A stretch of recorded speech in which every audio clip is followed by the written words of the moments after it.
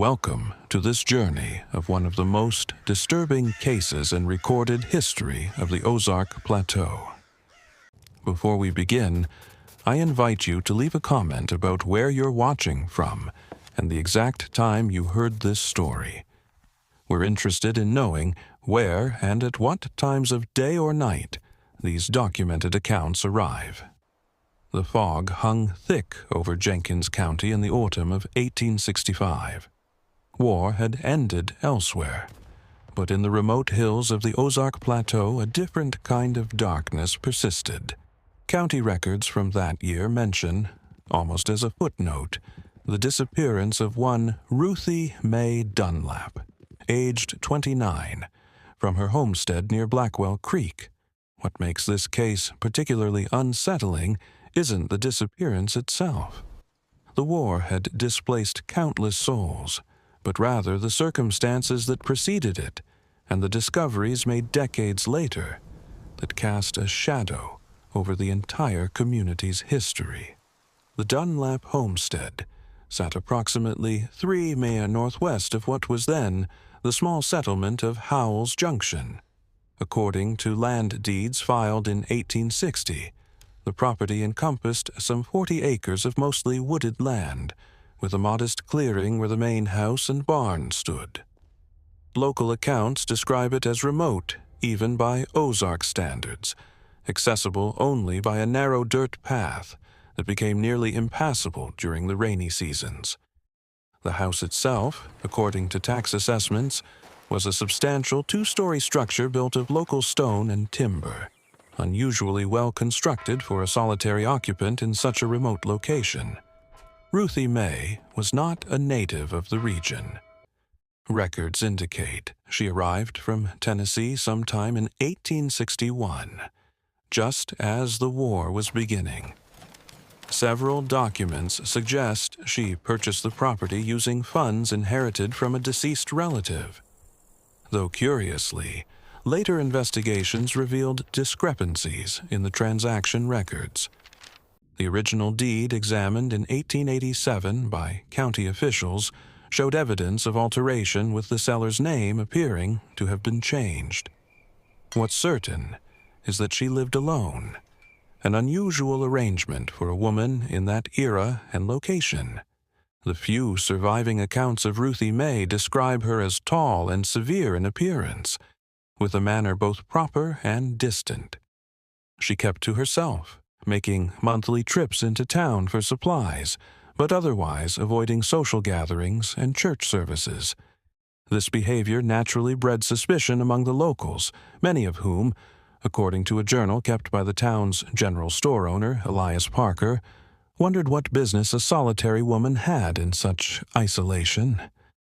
Parker's journal, discovered among his effects after his death in 1882, contains several entries regarding Ruthie Mae, noting her peculiar purchasing habits, large quantities of salt, unusual glassware, and chemicals typically used in photography or embalming.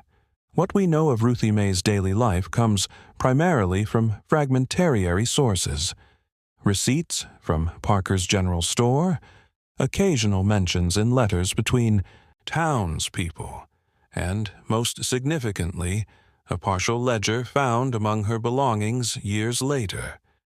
This ledger, written in a meticulous hand, documented various specimens of local flora she had collected and catalogued, suggesting an interest in botany that was unusually scientific for the time and place.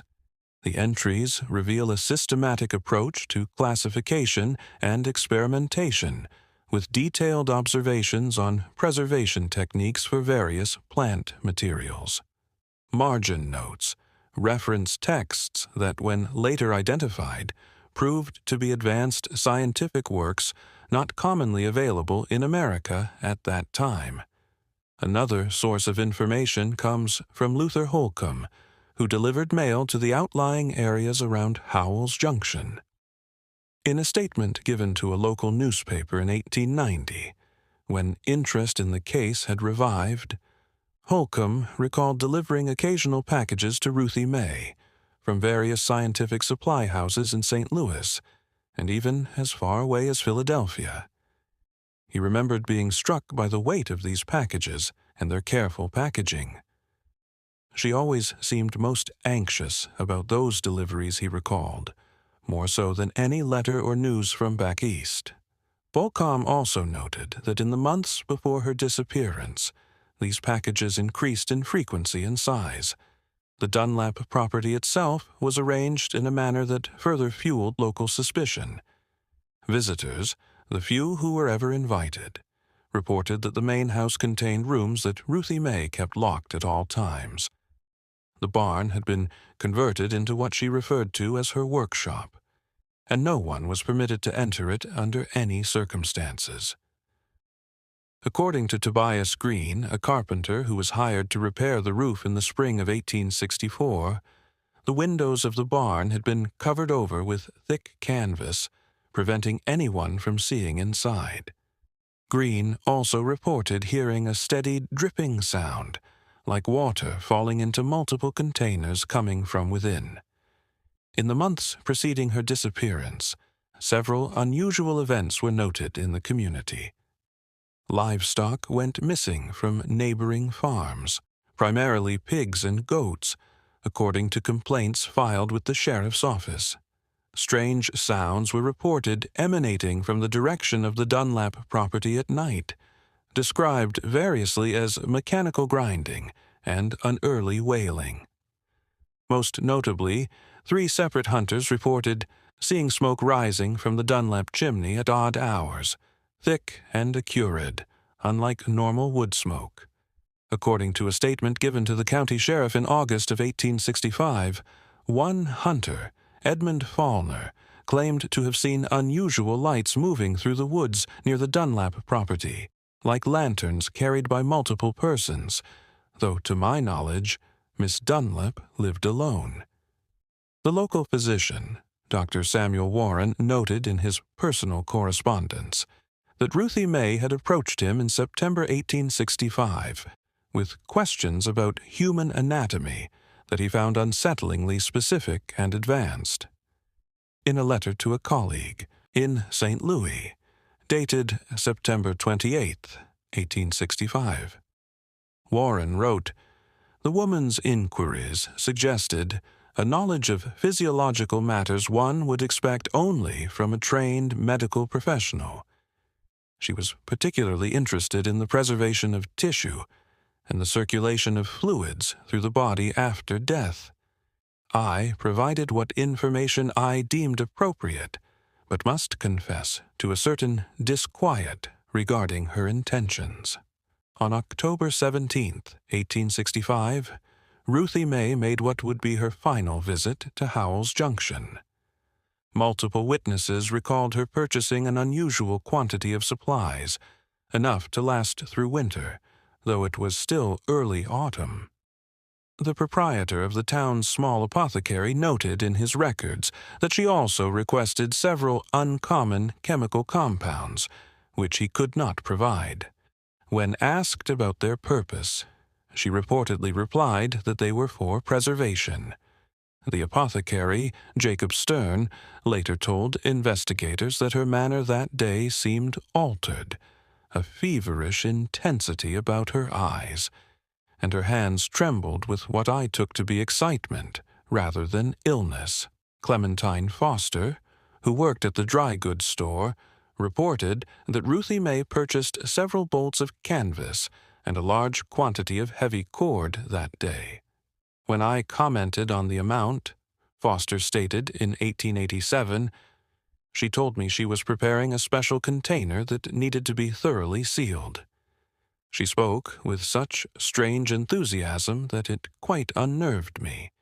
She was seen leaving town before noon, her wagon loaded with supplies.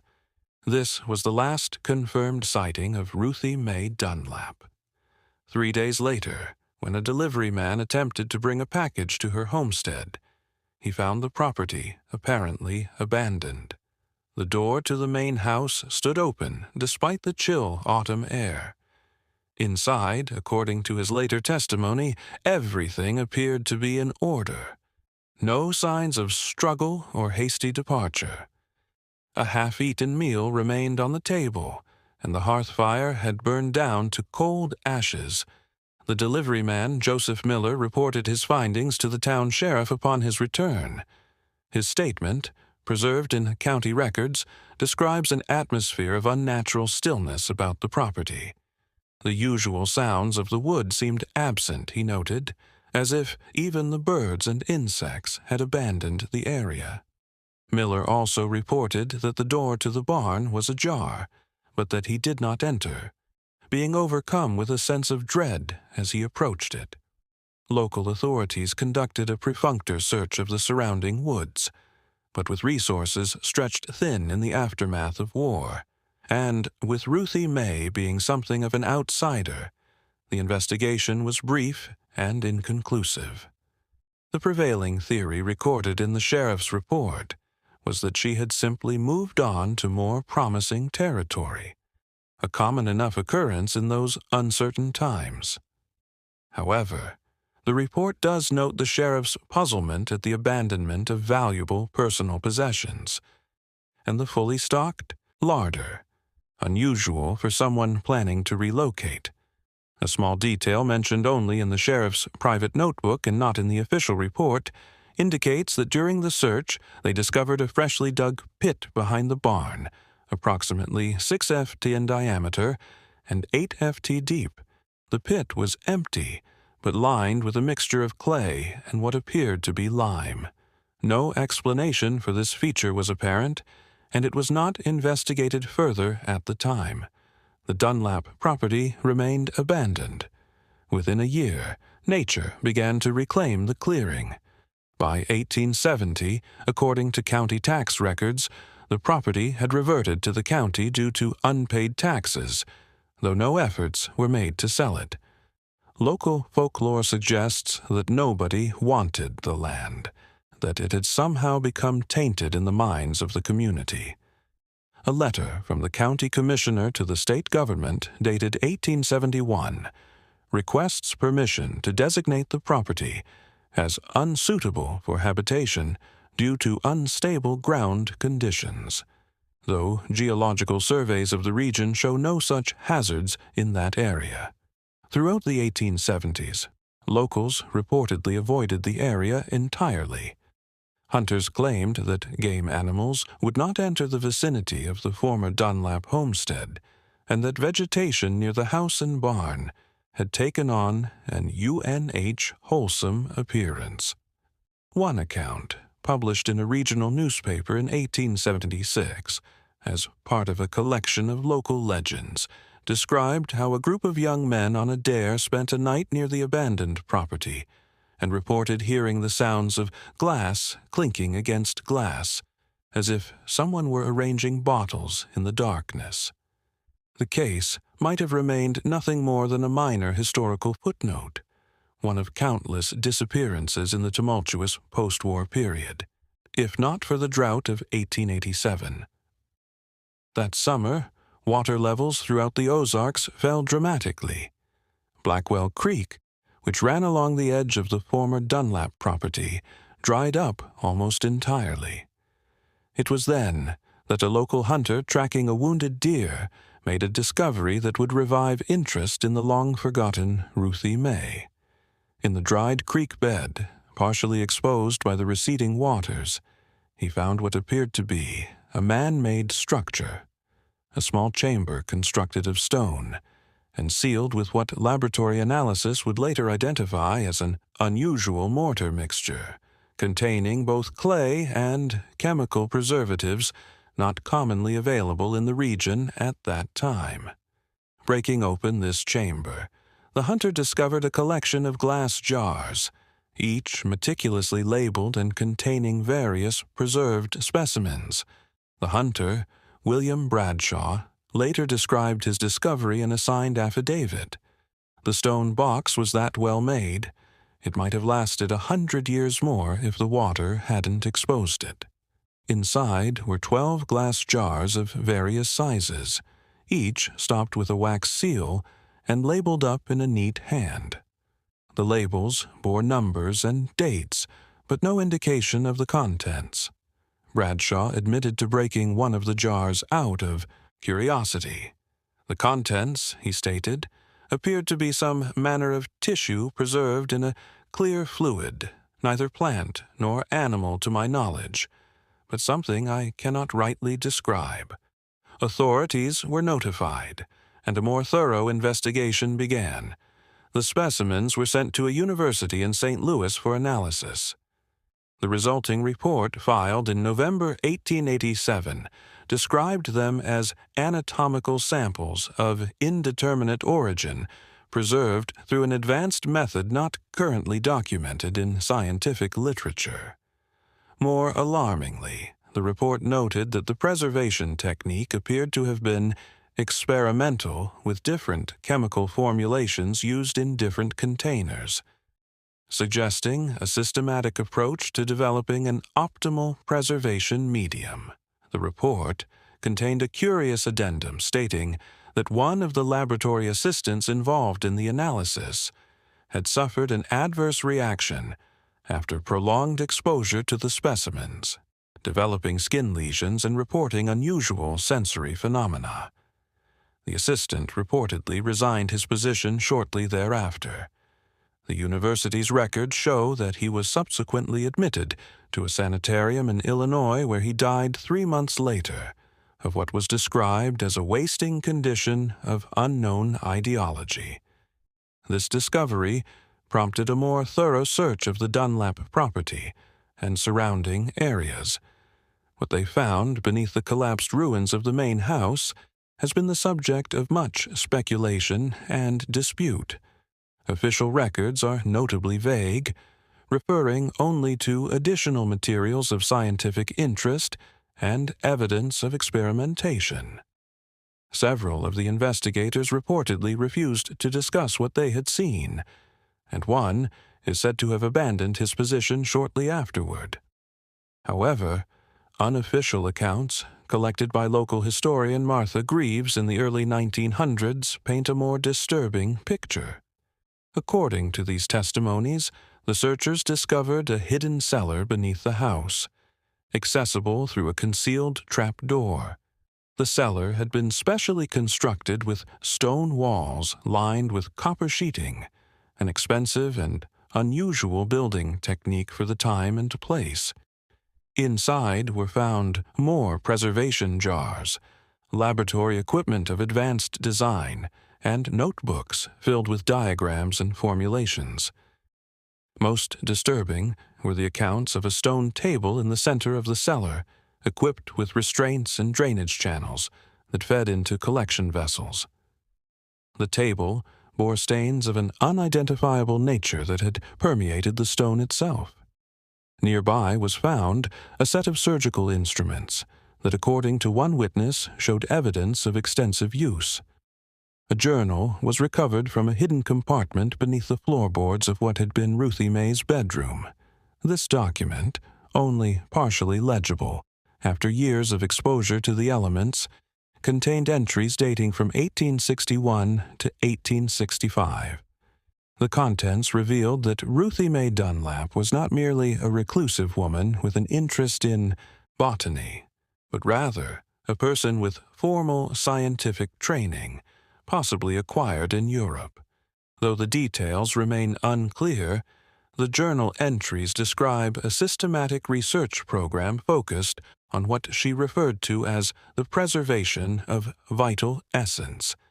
Initial entries discuss experiments with plant materials, but later passages make oblique references to more complex organic subjects and the necessity of isolation for work of such a sensitive nature.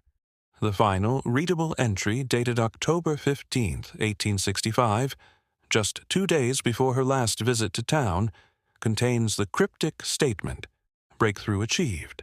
The final phase requires complete immersion. "I believe I have overcome the fundamental barrier." Other passages from the journal, as quoted in the 1887 investigation report, reveal Ruthie Mae's scientific philosophy. Preservation is not merely the suspension of decay, but the continuation of existence in an altered state. The boundary between life and death is not a barrier, but a permeable membrane. Through proper chemical intervention, this membrane may be traversed in both directions. Perhaps most unsettling were references to what she called the amalgamation process, described as the introduction of the preservative medium, not merely around, but throughout the subject, replacing vital fluids while maintaining structural integrity. Later entries suggest she had progressed from theoretical work to practical application, noting, Subject A shows remarkable retention of tissue elasticity after 3 months. The eyes remain particularly responsive to light stimulus, suggesting persistent nervous activity. What happened to Ruthie Mae Dunlap? The official investigation of 1887 reached no definitive conclusion. Her remains were never found despite an exhaustive search of the property and surrounding woods. The case was eventually closed with her fate listed as unknown. A peculiar detail emerged during the investigation that received little official attention, but has fascinated subsequent researchers. In the barn, which had largely collapsed by 1887, investigators discovered a large glass tank, shattered but recognizable in form. The tank, approximately 7 ft long, 3 ft wide, and 40 deep, appeared to have been custom-made, as no commercial manufacturers of the time produced such items. Fragments of glass found at the site were unusually thick, over an inch in some pieces, suggesting it was designed to withstand significant pressure. Around the remnants of this tank, the soil was saturated with what chemical analysis identified as a complex solution containing formaldehyde, alcohol, and several unidentifiable organic compounds. The concentration was such that even 22 years after Ruthie Mae's disappearance, the ground remained largely sterile with no vegetation growing in the immediate vicinity. However, in 1912, during construction of a new county road near the former Dunlap property, workers uncovered a peculiar structure buried approximately 6 feet below ground level. Described in the foreman's report as a circular stone chamber roughly 8 feet in diameter, it contained what appeared to be laboratory equipment, glass tubing, ceramic containers, and metal instruments of unknown purpose, all arranged around a central stone table with channels carved into its surface. The discovery was documented and then quickly rearied on the orders of the county commissioner, who cited public safety concerns as the reason. No photographs were taken, but sketches made by one of the workers show a configuration reminiscent of early embalming facilities, though with modifications that defy easy explanation. The sketch also depicts what appears to be a drainage system leading from the central table to a series of glass containers arranged in a circular pattern around the perimeter of the chamber. One worker, who later gave an anonymous interview to a local newspaper, described finding a leather-bound book within the chamber. Before the site was re-earied, he managed to examine several pages, which contained drawings of human anatomy, unlike any medical text I've seen, as if depicting the body from the inside out, with the organs and vessels transformed into something different. The book was allegedly confiscated by county officials and never publicly acknowledged in official records. In the decades that followed, the story of Ruthie Mae Dunlap faded once again from public memory. The land where her homestead once stood was eventually incorporated into a larger cattle ranch. No structures remain to mark her presence, and most local histories mention her only in passing, if at all. Occasionally, however, unusual incidents would revive local interest in the legend. In 1927, a cattle rancher reported that several of his animals found dead near the former Dunlap property exhibited strange preservation characteristics. Their bodies remained intact, without signs of decomposition, for weeks after death, despite exposure to the elements. A local veterinarian who examined the carcasses noted in his records that the animal's blood appeared to have been replaced by a clear, viscous fluid of unknown composition. It was not until 1952, when historian Margaret Fletcher began researching women scientists of the 19th century, that academic interest in the case revived. Fletcher's investigations led her to the archived materials from the 1887 and 1912 discoveries. Her requests to examine the preserved specimens were denied, with university officials claiming they had been disposed of due to deterioration. Similarly, county records related to the buried laboratory had apparently been lost during an office relocation in the 1920s. Fletcher's correspondence reveals growing frustration with the obstacles she encountered. In a letter to a colleague dated June 1953, she wrote, "At every turn, I find records missing, witnesses reluctant to speak, and officials unwilling to grant access to relevant materials. It is difficult to avoid the conclusion that some concerted effort has been made to obscure the true nature and extent of Ruthie Mae Dunlap's work." Undeterred, Fletcher sought out elderly residents of the area who might recall stories passed down about Ruthie Mae. What she found was a community still reluctant to discuss the matter, even nearly 90 years later. One elderly woman who requested anonymity told Fletcher that her grandmother had once encountered Ruthie Mae on the road at dusk and had been disturbed by the way her shadow moved differently than she did as if it were trying to separate itself. Another local resident shared a story about his grandfather, who had participated in the 1887 investigation. According to family lore, the grandfather had returned home from the Dunlap property, white-faced and trembling, refused to eat for 3 days, and thereafter would never discuss what he had seen. He reportedly insisted on sleeping with a lamp lit until his death in 1903, and would become agitated at the sight of glass jars or containers. According to Hillard, his great-uncle claimed that, while examining the chamber, he had seen something moving in one of the glass containers, not like an animal or insect, but like liquid taking on a purposeful shape.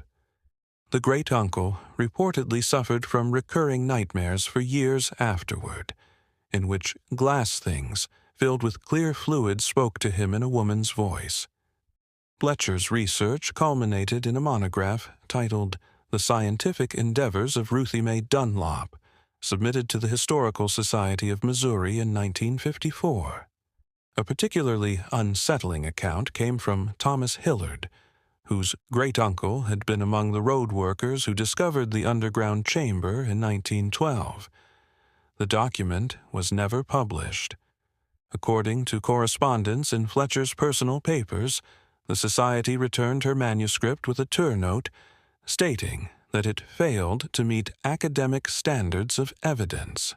Fletcher's subsequent letters reveal increasing frustration and a growing conviction that her work was being deliberately suppressed.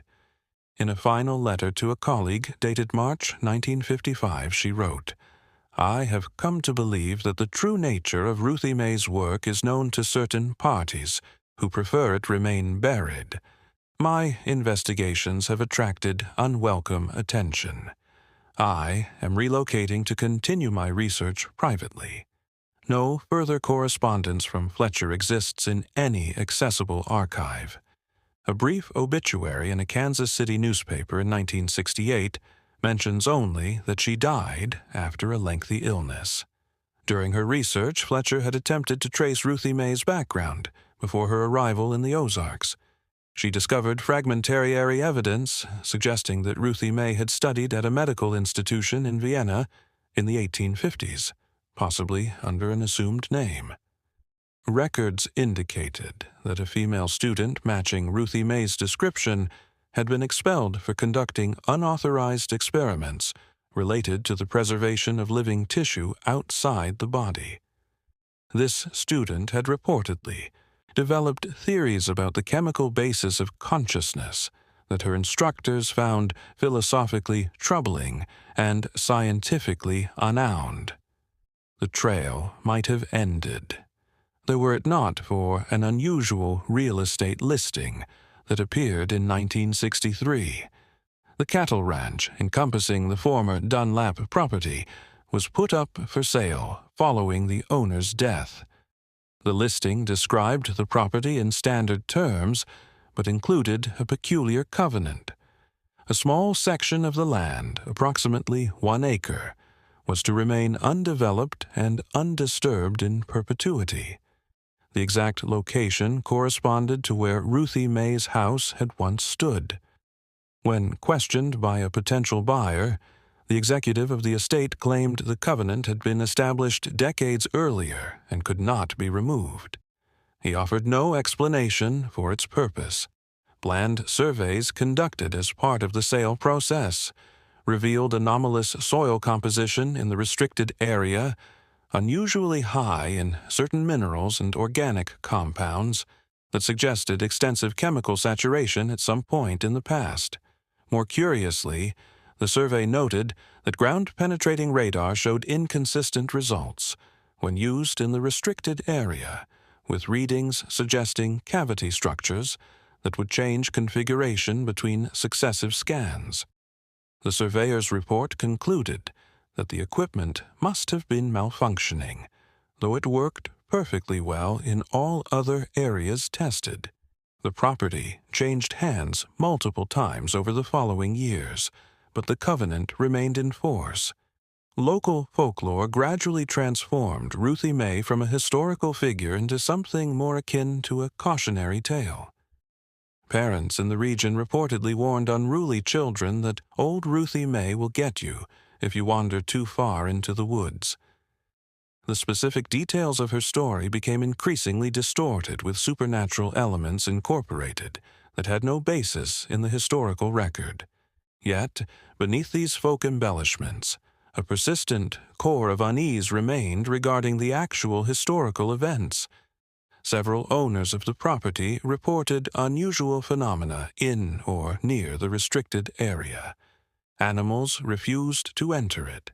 Electronic equipment would malfunction. Visitors would experience inexplicable sensations, dizziness, auditory hallucinations, or what one described as the feeling of being observed from all directions simultaneously. In 1967, a graduate student in chemistry from the University of Arkansas became interested in the case after finding references to Ruthie Mae's preservation techniques in Fletcher's unpublished papers, which had been donated to the university library after her death. The student, Robert Consincade, noted that the chemical formulations described in the fragmentary Airy Journal entries were remarkably sophisticated for their time, and potentially represented a significant lost innovation in the field of biological preservation. Consincade's academic advisor initially discouraged his interest, suggesting that the historical evidence was too fragmentary to be of scientific value. Undeterred, Consincade began attempting to recreate some of the simpler formulations described in Ruthie Mae's notes. His laboratory journal, later obtained through a Freedom of Information request, documents a series of increasingly successful experiments, preserving tissue samples using modified versions of her techniques. A crucial breakthrough came when Cade identified a key component of Ruthie Mae's preservation medium, a compound derived from certain fungi found in cave systems throughout the Ozarks.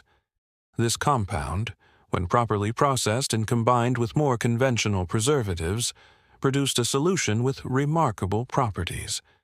Tissue samples immersed in it not only resisted decomposition, but maintained cellular integrity far longer than was possible with standard methods. More unsettling were Konsenkade's observations about the preserved tissue's response to electrical stimulation. In one experiment, muscle tissue preserved in the solution for over 30 days exhibited contractile responses indistinguishable from those of freshly harvested tissue. Neural tissue showed even more remarkable properties, with cellular activity detectable weeks after preservation began.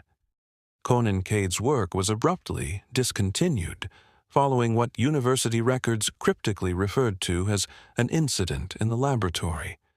Former colleagues interviewed decades later described finding Konsenkade alone in the lab late one night, surrounded by containers of his experimental preservation medium.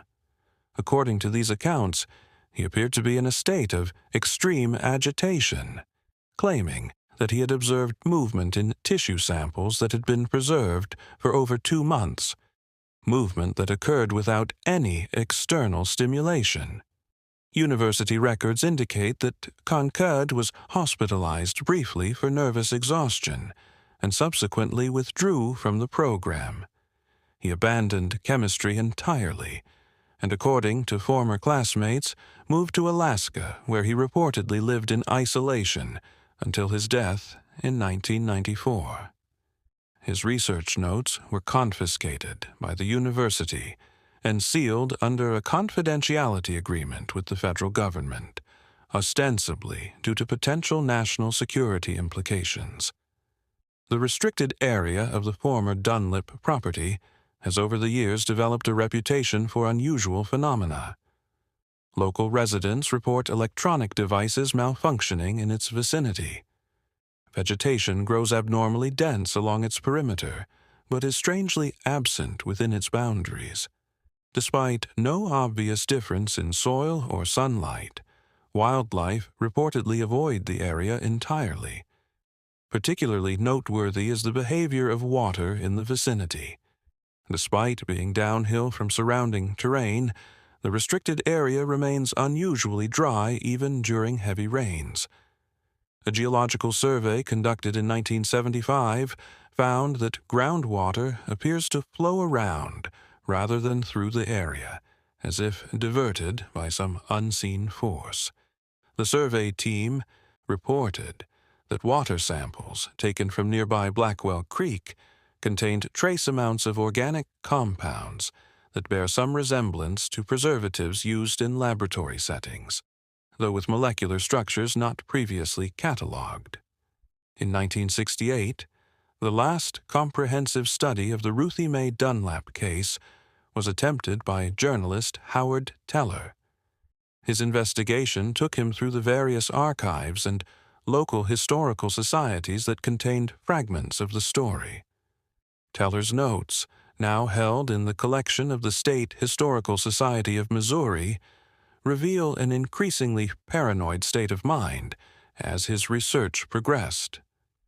Initially skeptical of the more lurid aspects of the legend, Teller's notes show a gradual shift in perspective as he uncovered more documentation.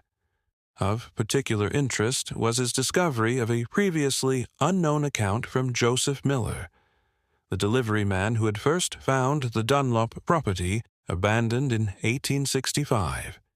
In a private letter written to his sister in 1878, Miller admitted that he had not been entirely truthful in his official statement. According to this letter, Miller had indeed entered the barn after finding the house empty.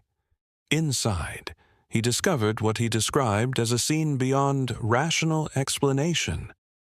The barn had been converted into a laboratory with glass tubing connecting various vessels filled with clear fluids. In the center stood a large glass tank similar to the one partially unearthed in 1887. Miller's letter states, "What I beheld in that tank haunts me still. It appeared to be a human form suspended in clear fluid, yet it was not fully human as we understand the term. The features were those of a woman. Indeed, I believe it to have been Miss Dunlap herself. but the body was altered in ways I cannot adequately describe. The skin had taken on a translucent quality, and within I could discern movement, as of fluids circulating through vessels not arranged as they ought to be in a human body. Most disturbing was Miller's claim that as he stood transfixed by this sight, the eyes of the thing in the tank opened and regarded me with undeniable recognition and awareness. He fled immediately and never returned to the property. His official statement had omitted these details out of fear that I would be thought mad or were somehow complicit in whatever unholy work had been conducted there. Teller's notes also reference a series of interviews with local residents who claimed that over the decades there had been occasional sightings of a figure near the restricted area, a tall woman in outdated dress, her features indistinct as if viewed through water. These sightings, while infrequent, spanned from the 1880s to as recently as 1965, always at a distance and typically at dusk or dawn. His final entry, dated September 17, 1968, reads, "The pattern is clear now. Every attempt to fully investigate this matter has been thwarted, the investigators silenced or discredited. I believe Ruthie Mae discovered something fundamental about the nature of preservation that extends beyond mere physical matter, a method of sustaining consciousness within a medium that neither lives nor dies. As we understand these states, the implications are staggering. I've arranged for these notes to be delivered to the Historical Society in the event that I am similarly redirected." Teller's article was never published. According to public records, he died of a heart attack in his home, 2 days after writing that final note at the age of 37, with no prior history of cardiac issues. His collected research materials arrived at the Historical Society as he had arranged, but certain key documents he referenced in his notes were reportedly missing from the collection, including Miller's letter and several photographs Teller had taken of the restricted area. And so the case remains, a fragmented mystery spanning more than a century, with each attempt to uncover the truth seemingly ending in obstruction or tragedy. What actually happened to Ruthie Mae Dunlap in those autumn days of 1865? What was the nature of her research? And did she achieve the breakthrough she mentioned in her final journal entry? The most disturbing theory, first suggested in Fletcher's unpublished monograph and elaborated upon in Teller's notes, is that Ruthie Mae did not disappear at all, at least not in the conventional sense. Both researchers pointed to the absence of a body, the continuing anomalous properties of the site, and the persistent efforts to suppress investigation as evidence that whatever Ruthie Mae discovered about preservation might have had implications far beyond conventional understanding.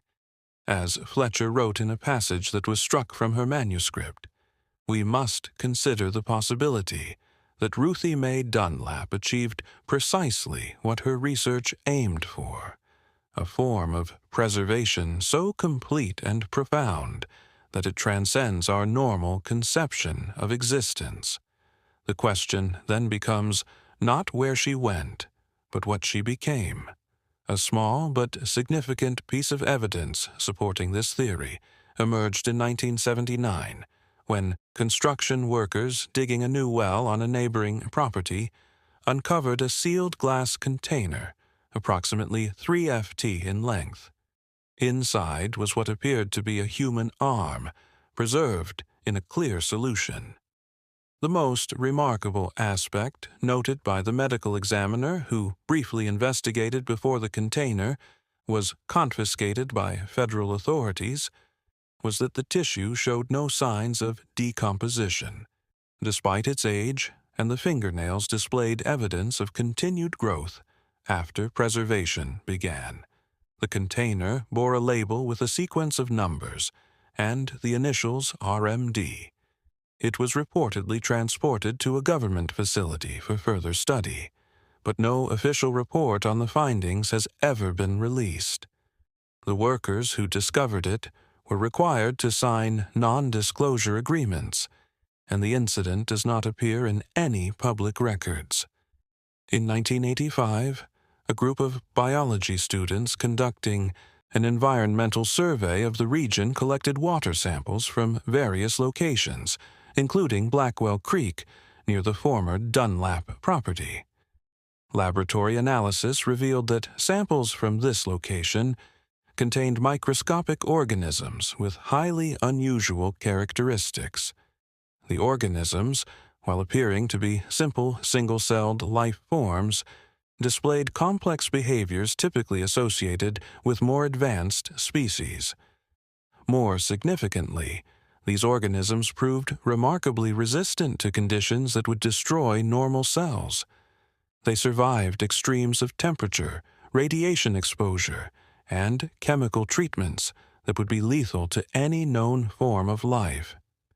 The research team's report suggested that these organisms might represent an entirely novel branch of the evolutionary tree, or possibly an engineered life form with unprecedented survival capabilities. The team's findings were never published in peer-reviewed journals. The lead researcher reportedly accepted a position with a government laboratory and ceased all communication with former colleagues. The samples were confiscated, and the university laboratory where they had been studied was closed for renovations that extended for over a year. Today, the former Dunlap property remains private land, the restrictive covenant still in force, despite multiple legal challenges by subsequent owners.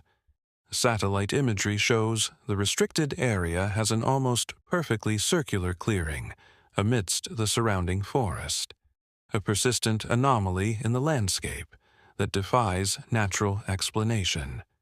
Those few academics who still express interest in the case tend to focus narrowly on Ruthie Mae's potential contributions to 19th-century women's scientific history, carefully avoiding the more unsettling implications of her work. Local residents, when asked about Ruthie Mae Dunlap, typically respond with uncomfortable silence or deflection. In 2002, a documentary filmmaker attempted to create a feature about the case, conducting interviews with historians and local residents. The project was abandoned after the filmmaker reported experiencing technical difficulties whenever filming near the restricted area, with equipment failing and footage becoming corrupted. More disturbingly, several interview subjects later denied having participated, despite signed release forms and preliminary transcripts of their statements. The filmmaker herself suffered what was described as a psychological episode during post-P-production, reportedly becoming convinced that she was being watched by something that existed between states of matter. She was briefly hospitalized and subsequently abandoned film entirely. The partial footage and research material she had compiled were destroyed in what authorities ruled an accidental fire at her home office. Perhaps the most telling detail comes from county water testing records. Every few years, state environmental agencies test the water quality in Blackwell Creek, which still runs along what was once the edge of the Dunlap property. The results consistently show trace amounts of chemical compounds that cannot be readily identified, preservatives of unknown composition that have persisted in the ecosystem for over 150 years. Analysis conducted in 2015 using advanced spectrographic techniques revealed that these compounds have a molecular structure unlike any known preservative with unusual stability and resistance to degradation. More alarming was the discovery that these compounds appear to be slowly increasing in concentration over time, as if some source continues to leach them into the groundwater. A soil sample taken from the edge of the restricted area in 2018 as part of a routine environmental assessment yielded another unsettling discovery. The sample contained microscopic glass fragments with a composition matching that of laboratory glassware from the mid-19th century. Embedded within these fragments were cellular structures that, according to the analyzing laboratory, appear to be biological in origin, but do not correspond to any known plant or animal tissue. The report noted that these cellular structures, despite their age, showed evidence of metabolic processes not entirely consistent with either living or dead tissue estate, that the report described as metabolically indeterminate. The findings were filed away in environmental records with no further investigation ordered. Whatever Ruthie Mae Dunlap discovered in those isolated Ozark Hills, whatever became of her and her work, one thing seems certain. Some part of her research continues to exert influence even now. As Howard Teller wrote in his final notes, the most terrifying possibility is not that Ruthie Mae Dunlap disappeared, but that she succeeded, that she remains watching, preserved in some state beyond our comprehension, as each new investigator approaches the truth, only to be turned away or silenced. In 2010, an elderly man contacted the State Historical Society, claiming to be a distant relative of Ruthie Mae Dunlap. He offered to donate a small wooden box that had been passed down through his family for generations, allegedly containing items belonging to Ruthie Mae. When the curator arrived to collect the donation, she found the man's house empty, with no sign of forced entry or struggle. The man himself was never found. The box, however, was sitting on the kitchen table. Inside were several items: a locket containing a lock of dark hair, a small journal with most pages torn out, and a glass vial of clear liquid sealed with wax. The few remaining journal pages contained fragmentary notes on chemical formulations and a recurring phrase, "The body is merely a vessel. What matters is the essence." The vial was sent to a university laboratory for analysis. The researchers reported that the liquid appeared to be a complex organic compound, unlike anything in current scientific literature. Most unsettling was their observation that the liquid exhibited slight but measurable movement, even when the vial was perfectly still.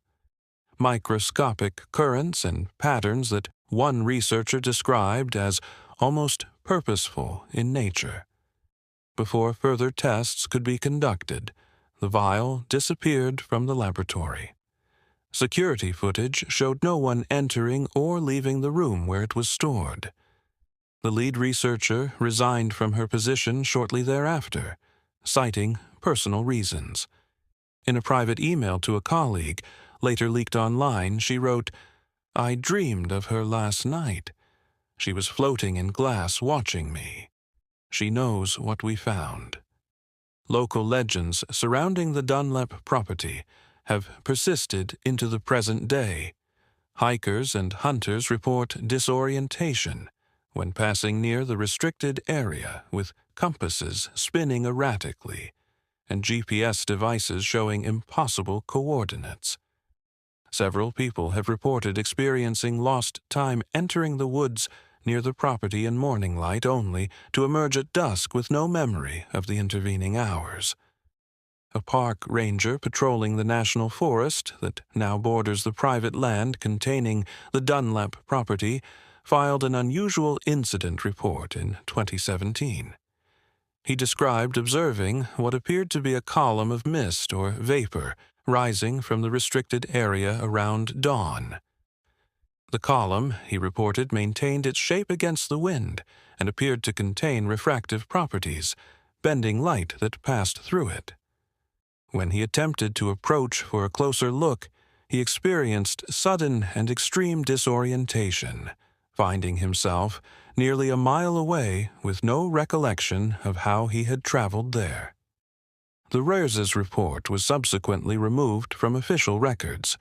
When questioned by interested parties through Freedom of Information requests, the Forest Service claimed no knowledge of the incident or the ranger, despite pay records confirming his employment during that period. In 2019, a graduate student in environmental science installed several remote cameras around the perimeter of the restricted area as part of a wildlife study. The cameras were designed to activate when detecting motion or heat signatures.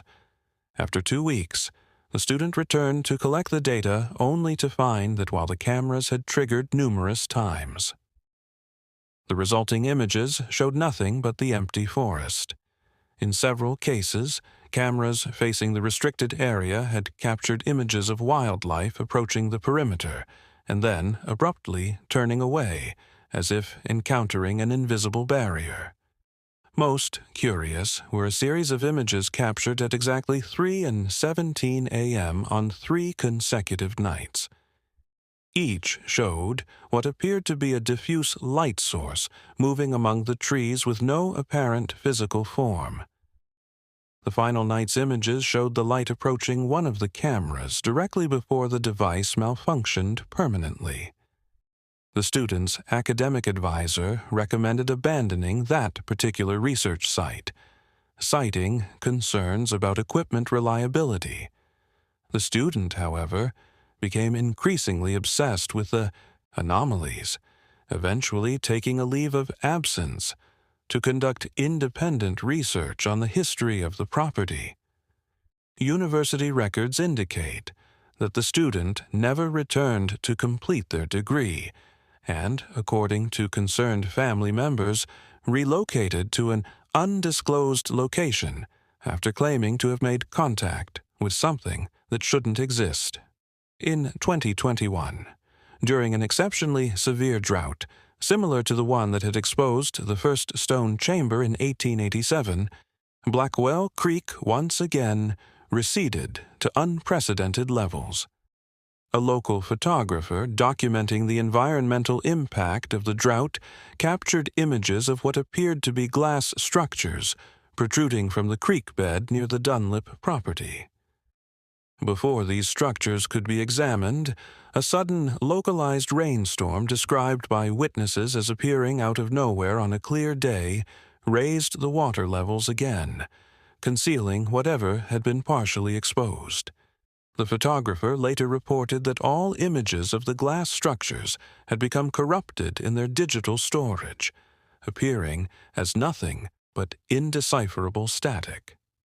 Shortly afterward, the photographer developed unusual skin condition on their hands and forearms, a network of fine, transparent vessels just beneath the skin that medical professionals could neither identify nor treat effectively.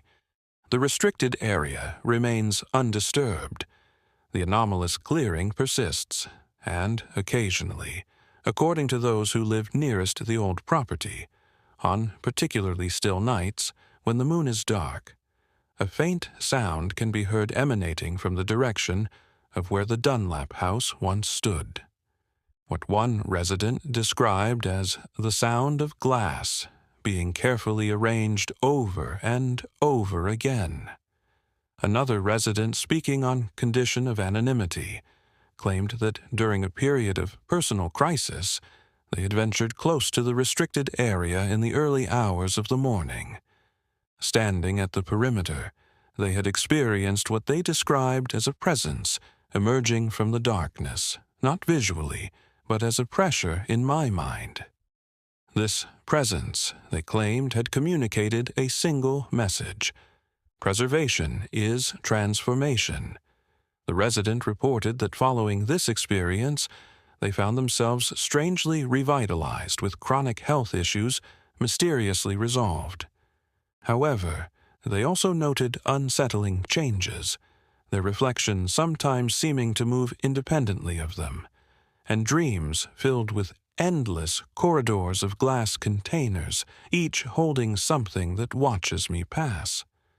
A meteorological oddity, noted by several scientific studies, but never explained, is that the restricted area experiences significantly fewer lightning strikes than statistically expected for its location and terrain. Weather tracking data from the past 50 years shows a clear pattern. Electrical storms appear to divert around the area as if repelled by some unseen influence. Geological surveys conducted in 2022 using advanced scanning techniques revealed another anomaly. Beneath the restricted area, at a depth of approximately 30 ft, is what appears to be a network of chambers that do not match any known natural cave formation. Attempts to investigate these chambers using ground-penetrating radar have produced inconsistent results, with the configuration appearing to shift between successive scans. The current owner of the property, a corporate entity registered in Delaware with no public F-facing officers, has denied all requests for access to the restricted area for scientific investigation. Legal documents related to the property's ownership are sealed under unusual confidentiality agreements that multiple attorneys have described as unprecedented in real estate law. What remains of Ruthie Mae Dunlap's legacy? Is it merely a historical curiosity, a case study in how a woman scientist's work could be overlooked and mythologized in the 19th century? Or is there something more, something that continues to exist in some liminal state between conventional definitions of life and death?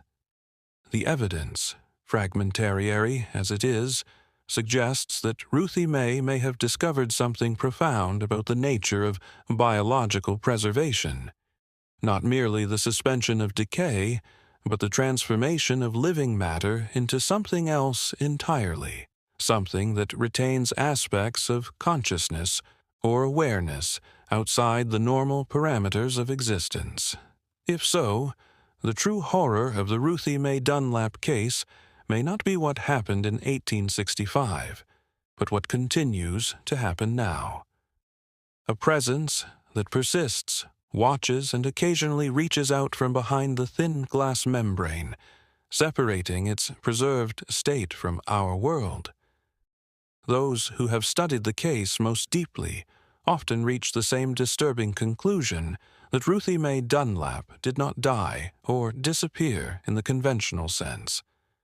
Rather, she transformed herself through her own experimental techniques into something beyond conventional human understanding, neither fully alive nor truly dead, but preserved in a state of perpetual conscious suspension. As Margaret Fletcher wrote in her private notes, never published, but preserved in university archives, the most unsettling possibility is not that Ruthie Mae failed and died, but that she succeeded and persists, watching from glass eyes that never close, waiting for someone to understand what she became and perhaps to join her. The restricted area remains undisturbed, the covenant unbroken. The circular clearing persists amidst the forest, a place where nothing grows and nothing dies.